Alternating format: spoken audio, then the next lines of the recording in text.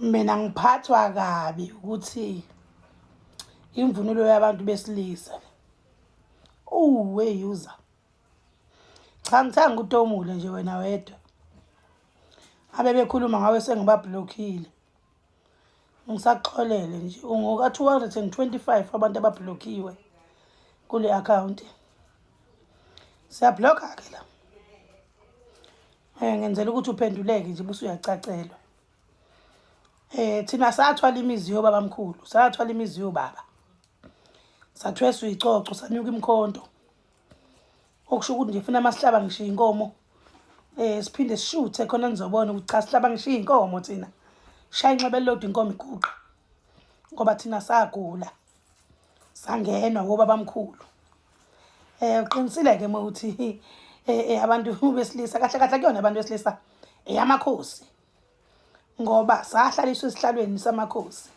Ayiqhwa kwahola mthuthu lento futhi ayithengwa kwahola mthuthu. Mina nje angiboleki. Nganikwa yikhehle umnikazi wayo engimgqokelayo ukuthi ngihambe ngiyoyithenga cash njengezimoto engiyithengayo cash. Na ngoba sathwaliswa amandla okuma emsamo yamakhehle ethu. Senibanqumile bonke abakithi ababengamadoda engasimela. Lena ka ngigqoki mina emkhosini mangabe kunemkhosi yakwaZulu. Kodwa ngiyengibheke kubafowethu abancane ukuthi ubani obengaqokela ikhehla. Ngihambe ngoshisa impepho emsamo ngisho ukuthi nanga umntwana uyaphuma uye emkhosini akahlobe ekhehla aqokele wena. Uyezwana? Ngiphinde ngigqoke futhi uma ngiphuma emsebenzini engawunikwa ngobaba mkhulu wokwelapha isizwe. Ngumelaphi nje wendabuko ongachemile. Mhlambe siye sibone isiqina la sixhuma ubala cha siyelapha nje. Qokele lona ke ikhehle elidalela ngipha wona lo msebenzi ukuphila. Ngilaphe ngokwendabuko.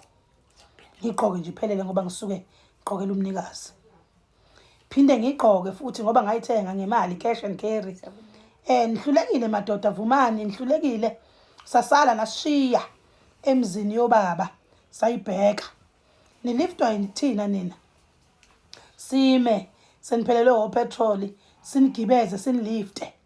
Sibheke phi njalo sibheke egarage niphethe ibackpack zo petrol ukuze nibuye nizofaka. Manje lamandla sinawo sinisizile sinikhulisela ngisho izingane nina. Nize nizazi ngoba sayisebenza. Ikona kuyikuphi esikufelayo. Eke niye kumona khona nizophila. Lemvunulo nje siyayigqoka singomakhosi ngokuphiwa amandla ethonga lisuke lisingenile. Ngayigqokisa obaba mkhulu wangipha ngisho imali yokuyithenga ngoba akayigqoka into yomuntu. Saphatha ngisho amavolovolo thina ngoba sigadimizwe obaba mkhulu. Siwanikiwe amandla kwathiwa nazi bayibani izinhloko nahluleke kuba zinhloko nenza yonke into enithandayo sisiqaphileke manje. Hayi bafowethu hlisana umoya nje. Hlisana umoya ngempela ngoba kahle kahle ayisahlehli manje iyaphambili inqola. Iyaphambili nje siboleka ngamali kamuntu mina nje ugogo babeyosta ngiboleka ngemali yamuntu yokuthi ngiqhokele imvunulo ngiqhokele ikhehla lami umzwangedwa insizwa kaMhlongo ezalo umbhubhudla insizwa kaMzila. Ngindlondlo nje esigodlweni samakhehla ami hayi kini. Ngoba ngisho ngahlaba wena kini ngeke ngifike ngiqhokile iyahlonishwa lento. Ngikhonza kaShembe nje mayisigqokiwe bakhona abafowethu engigqokelana nabo abaye bathanda ukumgqokela umkhulu. Ngiye ngishisa impepho emsamo ngibanike makuyimhlangano. Isikhathi begida lapha jabule nami ngoba ngiyazi ukuthi ikhehla lami baligqokele. Singajwayelani kabi. Azi nje ukuthi ukhuluma ucinaphi we-user ngoba nikhomenta nje namagwala futhi namavaka. Ongiqonda nje mina nginsizwa. Nginsizwa nje kwelika moya bese ngiba yintombazane ke la emhlabeni. Kodwa nje uyangibona nawe ngumanjomane mina ngukabhebhe. Waselangeni njalo otha nje ilanga kodwa otha mina uqobo. Ingajwayelani kabi baba, ingajwayelani kabi mkhulu.